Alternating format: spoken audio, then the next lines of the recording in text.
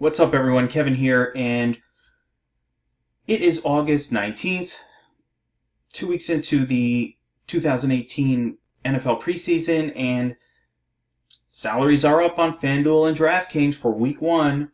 Might as well start to take a look and analyze all the different position groups and start getting ready and getting our mindset for daily fantasy football season, which is just a couple weeks away. So I've already taken a look at the quarterback and the running back positions. Now we're going to look at the wide receiver position. Again, this is a snapshot in time. Things can change. I'm sure value situations will open up between now and kickoff, but this is what we've got right now. So I'm going to take a look across the board, and I'm just going to look the way I always do it at groupings. You have your Studley group here, the most expensive tier, which is what's showing in front of me.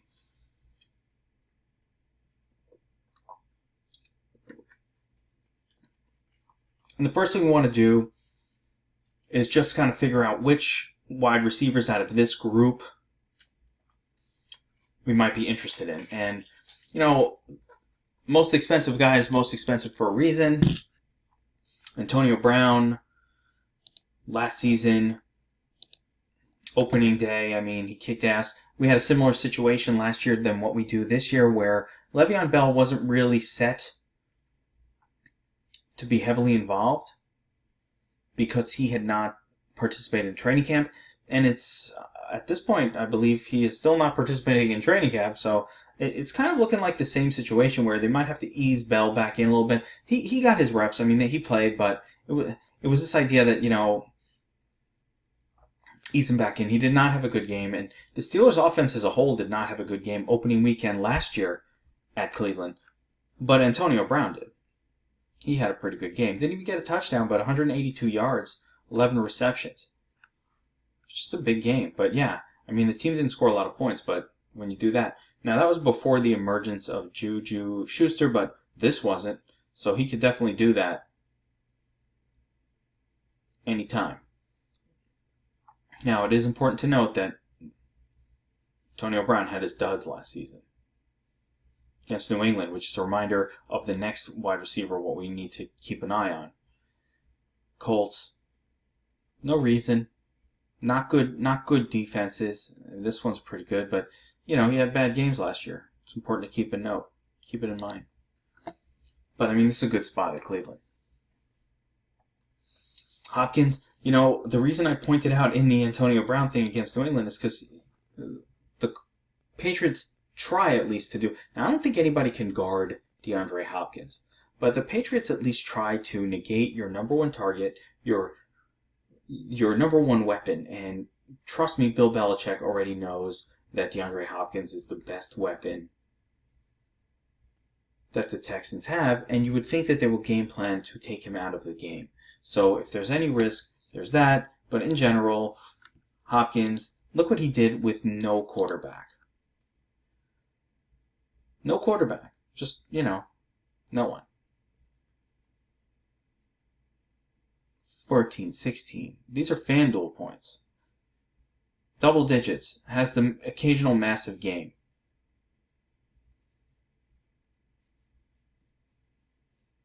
That's what you're looking for when you're paying up.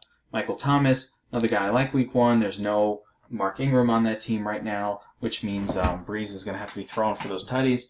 And Michael Thomas is pretty much, there's not that many other options. The Saints will just throw to people, like people you never heard of, but Thomas is in a good spot. He was very consistent last year. Not a lot of, had a long stretch without a lot of touchdowns. Saints were kind of doing this whole we're a running team thing now, but you know, we've seen the Saints offense just, you know, explode in the past. AJ Green's in as good of a spot. It's a very sneaky, very good spot. He's always under-owned. But, I mean, Colts, they don't have a scary secondary. AJ Green is going to do well against them. Could be a high-scoring game. Keenan Allen, I think everybody likes Keenan Allen this week. He's in one of the best spots. I love Keenan Allen this week. Home. looking good in the preseason. Odell Beckham, tough spot. Even though he's at home, Jags are very, very good. So I don't really want to pay up for a situation like this other than, in a tournament dart throw. I don't like Evans with Ryan Fitzpatrick throwing to him. Thielen, my biggest concern with Thielen is always the same. Is it going to be Thielen? Is it going to be Diggs? How do I know which one? If one's doing well, the other one might not be, or maybe they split it. I really hate teams with two equally good wide receivers. And then if I wanted to use them both, I'd have to use Kirk Cousins at my quarterback. I mean, use two pass catchers, you have to use the quarterback. That's a rule, by the way. Doug Baldwin. I'm not crazy about wide receivers at Denver. It's usually not the best place to get fantasy production. Tyreek Hill, sure. GPP only play. He's very volatile. Doesn't have a ton of receptions. Does a lot with the ones that he gets. Hasn't had traditionally a ton of targets. Here he gets a big target, 11 target game, but that was his only one of the whole season. Usually it's a 6 or 7. Oh, there we go. He had two situations with 11 targets, and actually both of those times didn't really work out well. He tends to do his best when he breaks a big play for a touchdown. He's got that ability, but sometimes he just puts up duds. So you don't really want to go crazy, but I do like him. I want to use him in tournaments because when he does go off, he has a huge game. He has 33-point upside.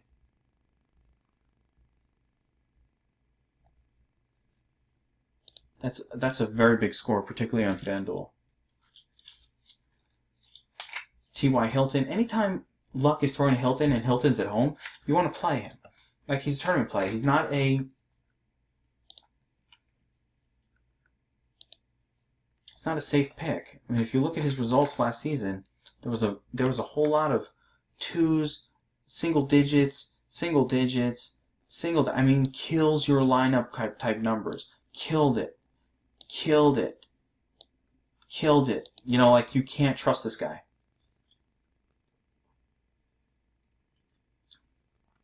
But just when you go to sleep on him, 20 points, 32 points.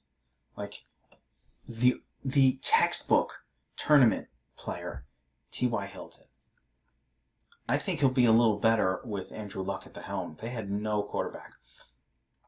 Schuster, gonna need that touchdown. Not super excited to play him. Chris Hogan, the chalk. He should be one of the highest owned wide receivers on the... That's almost a reason to fade him, but just it's important to know who the chalk is. Hogan's going to be the chalk.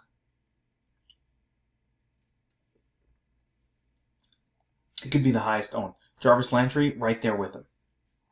Look how cheap these two guys are. You feel bad starting off your lineup like that? Because I don't. That feels real good.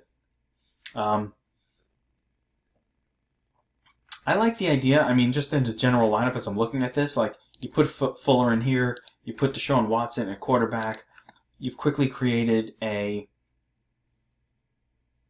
New England game stack a little bit differently than, sort of the chalk version of it, because you're not using Hopkins, using Fuller with a comeback on Hogan. So that's something I'm going to probably do. I like the idea of Deshaun Watson to Will Fuller week 1 just to be a little bit different about it. And because of that whole narrative of Belichick scheming everything to take Hopkins out of the game. Doesn't mean I won't use Hopkins also, but just something I like. Where was I? Oh, yeah. Yeah, Landry and Hogan together allow you to really afford a lot. Get him out of here. Corey Davis, playable. 6,400, little high. Tournament only. We have never seen him do anything. Did he have one good game? Yes. But only because he caught 2 touchdowns. Give me 100 yards. Give me 100 yards. So he was terrible last year. We'll see how it goes. Marquise Goodwin, not the best play at Minnesota. Like him this season, though. Funchess doesn't excite me. Playable, just doesn't excite me. But playable. You know, the thought that my sort of melancholy reaction to Funchess tells me I have to play him in a tournament. He's not in a bad spot. He's a player in a good spot. And, you know, he's at home and it's Dallas. Not a good defense. And, you know, I naturally look at his name and I'm like, David Funchess. Whenever I have that thought, I didn't. That was just cognitive bias. Like, I know Funchess is disappointed in the past. He's a very up and down player. You play him, you're disappointed more often than not. You know, 2s, like the best spot, 2, 3, 2.1, 5, 3, 7. Like, this guy killed you. But every once in a while, you know, he has a good game. And he's cheap, so it's like, damn. Fool me once, fool me twice, fool me 10 times. But this is a lot of those... I mean, the reality is a lot of those disappointing spots. All right, New Orleans, Atlanta, good defenses, but, I mean, versus Tampa, versus Green Bay, Tampa, Chicago, Philly, like, these were not, okay, Saints, Buffalo, San Francisco, these were not shutdown defenses that were kind of stopping Funchess, so he's a little scary, but that reaction tells me I've got to maybe at least have a little tournament exposure.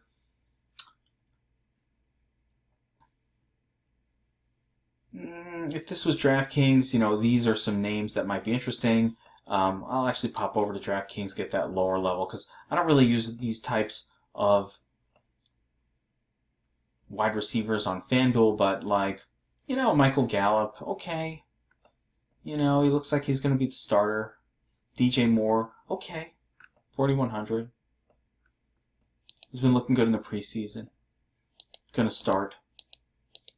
High draft pick. I don't normally like rookies, wide receivers in week 1. John Brown can break for a touchdown, hearing good things. His biggest problem has been he's had an illness that messes up his legs. The same thing that Ty Montgomery has. And it's kept him out of the game or sort of not 100%. So he had a pretty lost season last year. New team, hearing good things. I think John Brown can be a sleeper. Can score a touchdown. I don't know about Brandon Marshall. I don't know if I want to go that crazy. Yeah, I hope I don't have to punt this low on any site. But Tyler Lockett's a guy I do like. Even at Denver, you know, you have a questionable tag on Baldwin. Lockett's the other guy over there.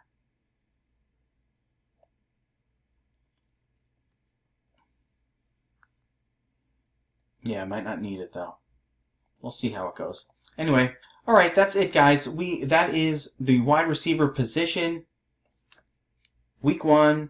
I don't know how much of this is going to change between now and a lot tends to change, but I mean, it's a pretty good look. I almost feel like okay making a lineup right now, but I know from past experience that always changes. As we get closer, more things will happen. You know, more clarity will present itself. So, you know, just take this as a primer for week 1. We're not there yet. We'll see what happens with the rest of the preseason. Again, if you want to check out DFS Army, become a VIP member, access to our optimizer, my breakdowns, my player picks, lots of other great stuff for NFL, go to dfsarmy.com, get signed up as a VIP. Thanks again, guys, and I will see you next time.